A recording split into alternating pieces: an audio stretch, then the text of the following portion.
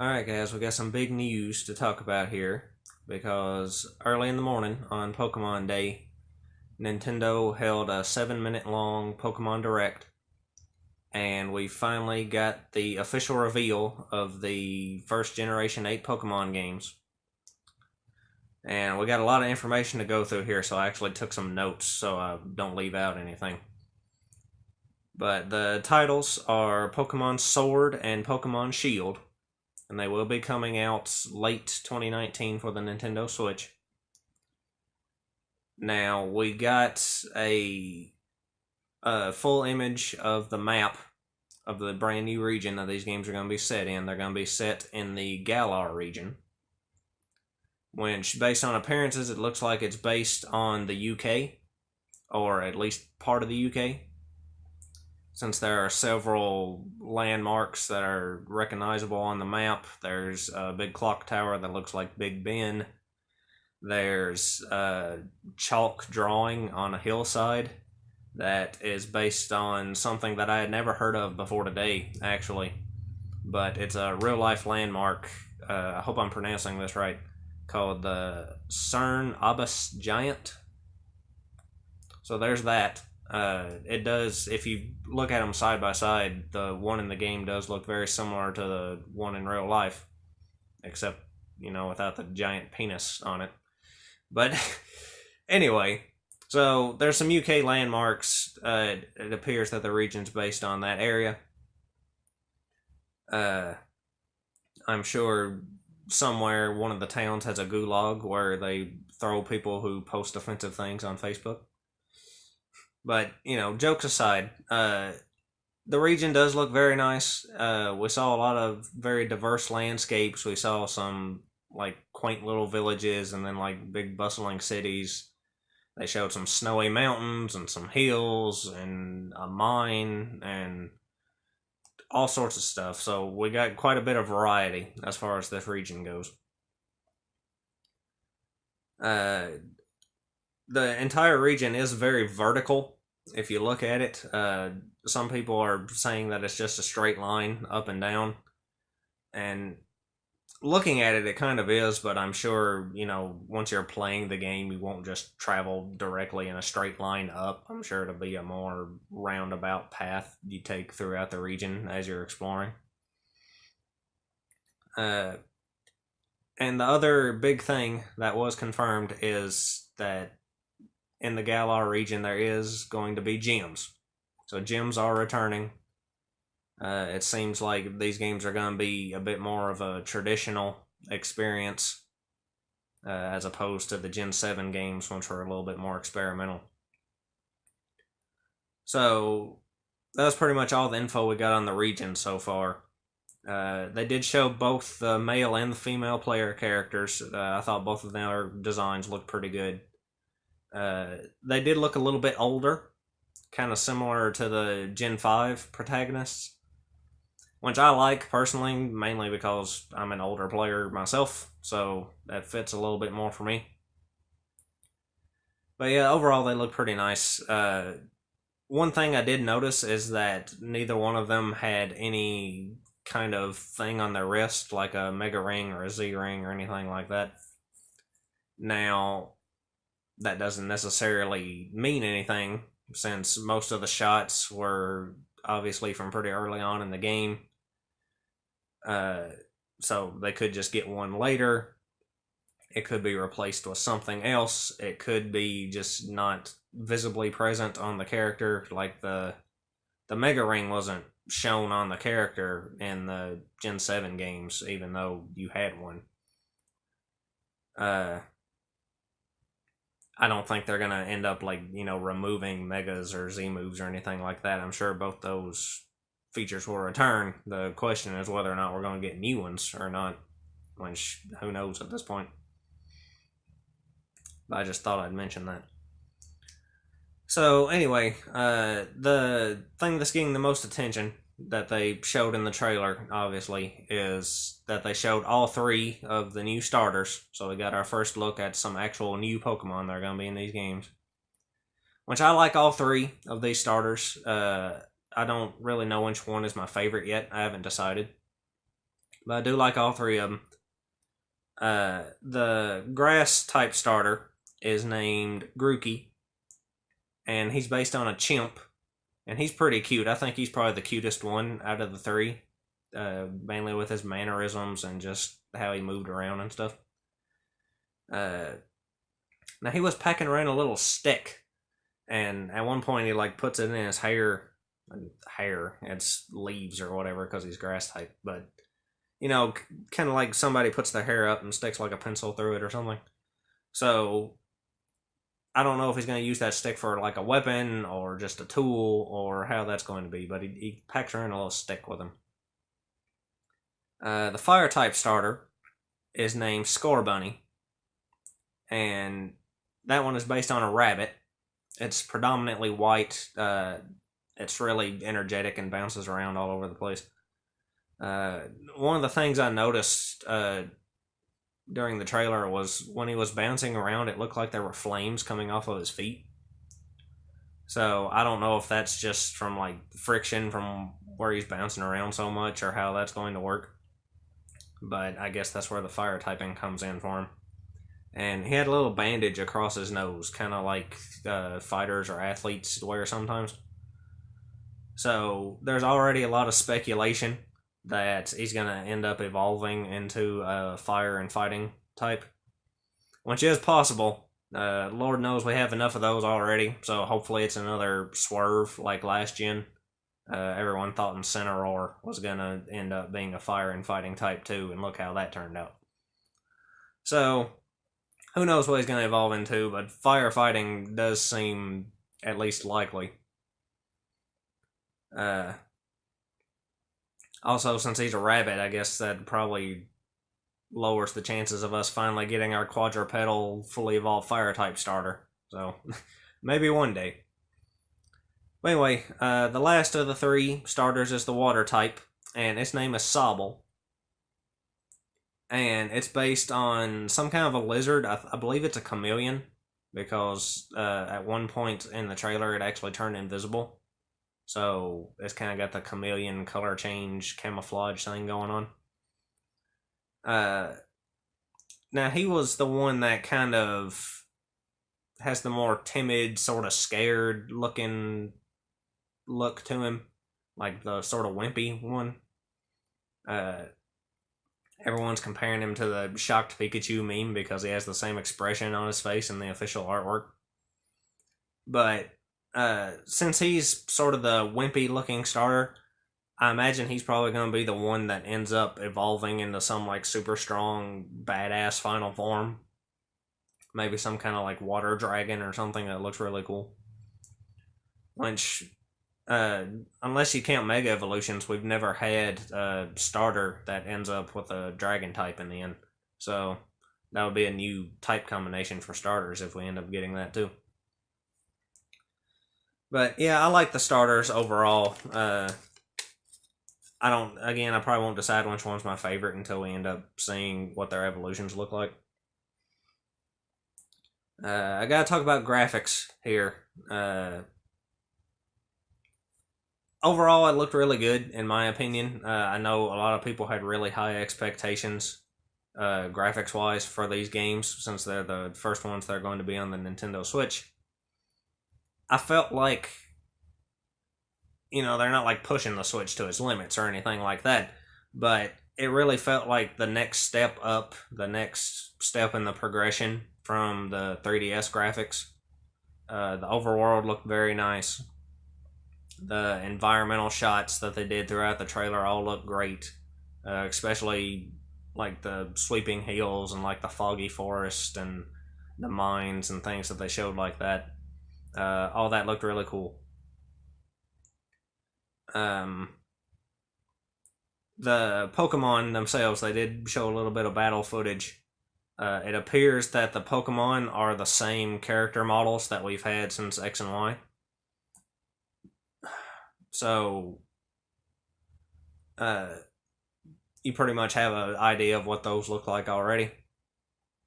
Except for the fact that, they looked improved. Obviously, the Switch can render things better and the shading and things looked improved. So they're a more polished version of the X and Y models, but they're the same poses and stuff. A lot of the overworld when it showed the trainers walking around and stuff, it reminded me of the GameCube games graphically. Obviously improved over them, but visually it sort of had the same style as like the Coliseum or XD games, which I like those games a lot, so I'm glad to kind of have that influence on it. The battle animations looked really great. All the animations looked really fluid. The trainers moving around, throwing the Pokeballs, doing the different moves. The move animations looked a lot more vibrant and a lot more active than the ones on 3DS.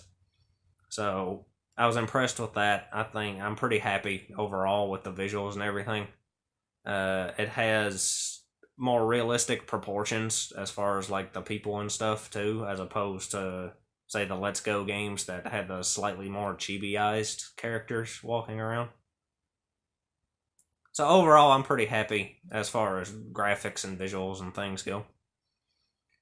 A few other random things I wanted to mention here. They did show one scene with a female player character walking through some grass to encounter a Pokemon. So that, for one, that confirms that they are going back to the random encounters, like all the traditional mainline games, as opposed to the encounters where the Pokemon are actually running around in the overworld, like in the Let's Go games. But the thing that I noticed about it was when she was walking through the grass, she was like tiptoeing and sneaking up. And that reminded me so much of the Dexnav from Oris, which that's one of the things that I really loved about those games, and I was hoping a feature similar to that would come back. So hopefully that's hinting that at least there's a chance that could be back. Obviously, that in and of itself doesn't confirm that we're going to have a mechanic similar to that. But overall, I'm mainly hoping that that ends up coming back because I really like the Dexnav.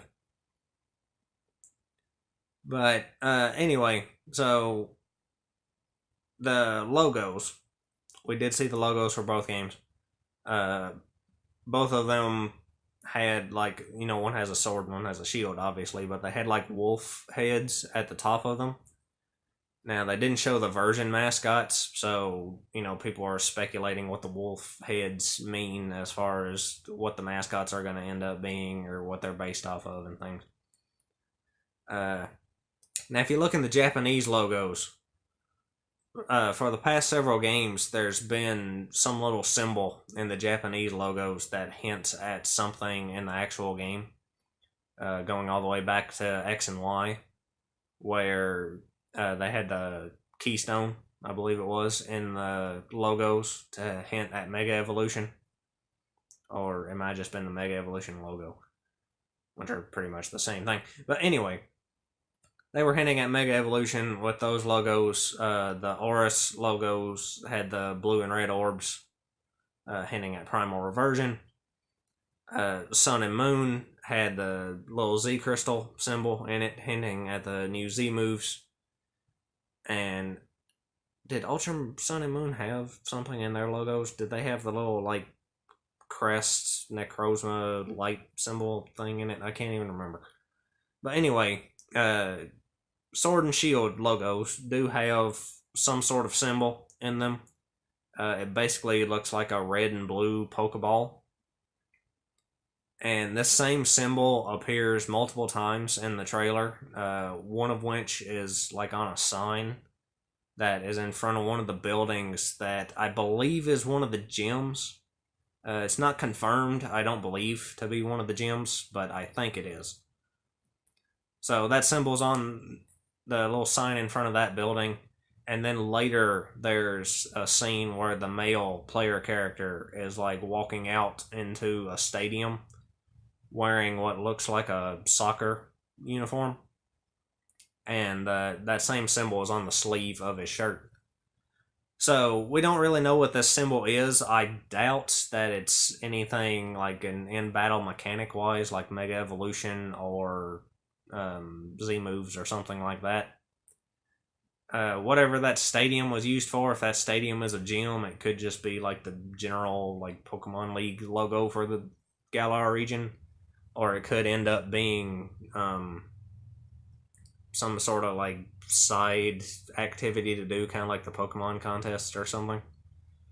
So we don't really know what that logo is going to end up being, or if it's going to end up being anything important at all.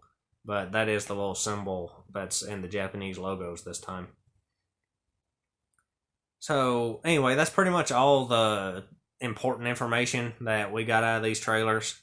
Of course, since they're finally revealed now, if past patterns are to be of any use, then that probably means that we're going to go a few months with like completely no information until Game Freak starts releasing trailers and info at a regular basis, sort of trickling out some news bits right up until release. Now this is one of my favorite times because this is the period where the games have been revealed and we've got a little bit of info, and now people can start speculating and all the rumors and leaks and everything comes out, and I just have so much fun reading through all that and like watching videos and reading about theories that people cook up and speculation about like the lore of the regions and the legendaries and the starters and what their evolutions are going to look like and what new kinds of Pokemon we're going to get and all that sort of stuff. So I love this time just because I get to kind of let my imagination run wild and read up on interesting things and just get all hyped until the games come out, which I've already been doing a lot today. I've already found a few interesting little tidbits that I've seen other people speculating that I want to touch on here real quick. For one, there's a rumor going around that there's going to be some kind of armored evolutions. Which sounds like another, generational gimmick, kind of like Megas or whatever. Personally, I think that would be cool, and I have thought about that before, where they do some kind of in-battle armor thing. But, I've said before that I'd rather they focus on fleshing out the concepts that they've already introduced and abandoned instead of just throwing another one into the pile that they'll end up abandoning next gen anyway. So if that ends up being a thing, I think it'd be pretty cool, but I'm not necessarily hoping for that. The wolves in the logos that I mentioned earlier, I saw some people trying to guess what those were and speculate on, any connection those might have to the version mascots. I saw someone mention that they could be based on the two dogs from the Bisturn Dragon legend, which is apparently some kind of folklore from the UK, which is possible. So I think that could be interesting if there ends up being any truth to that. One of the things that I saw some people speculating about, which I absolutely love the sound of this idea, but I'm not going to get my hopes up for it at all because I've been burned too many times. In one of the towns that they showed in the trailer, there was a train station, and I believe in real life, the UK and France are joined by an underwater train tunnel. It's the Channel, I believe, is the name of it. But anyway, in real life, since the UK and France are connected by a train, people are speculating that maybe in these games you could ride from the train station in Galar to the Lumiose station in Kalos, since Kalos is based on France, and end up going to the Kalos region in the post-game. Which, I love this idea. I've been a proponent of doing the, second region post-game for a long time. They did it in Gen 2 and never again. But I really like that idea. I hope they do it again at some point. But after Sun and Moon, when there was talk that we might end up going to like Kanto or Kalos or something in the post games of those titles, and it ended up not happening, then I'm not going to sit here and get my hopes up for it again, because I think there's like a 99% chance that I'll end up being disappointed. So if that turns out to be the case, I'll be like super happy and hitting the ceiling about it. But I'm not gonna be expecting it or anything like that. But yeah, anyway, so we've already got some pretty juicy speculation and rumors and things going on. You know, people cooking up ideas and things. I'm sure there'll be a ton more of that going on over the next several months.